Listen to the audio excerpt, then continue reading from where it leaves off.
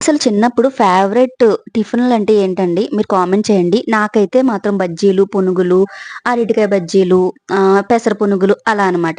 ఇప్పుడు పిల్లలకి స్పెషల్ టిఫిన్‌లంటే ఇలా పావు బాజీలు అలాంటివి చేయాలనమాట.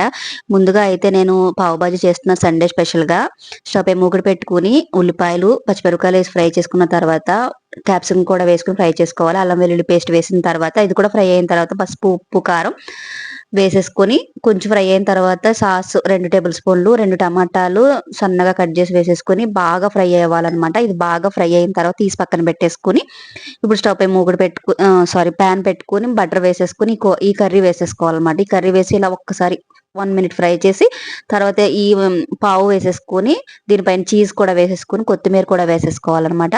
ఇలా వేసేసి దీన్ని మడత పెట్టేసి ఒక 2 మినిట్స్ అలా ఉంచేస్తే మనకి మసాలా పావు రెడీ అయిపోతుంది. చాలా టేస్టీగా ఉంటుంది. ట్రై చేసి కామెంట్ చేయడం మర్చిపోవద్దు. Thank you. Bye bye.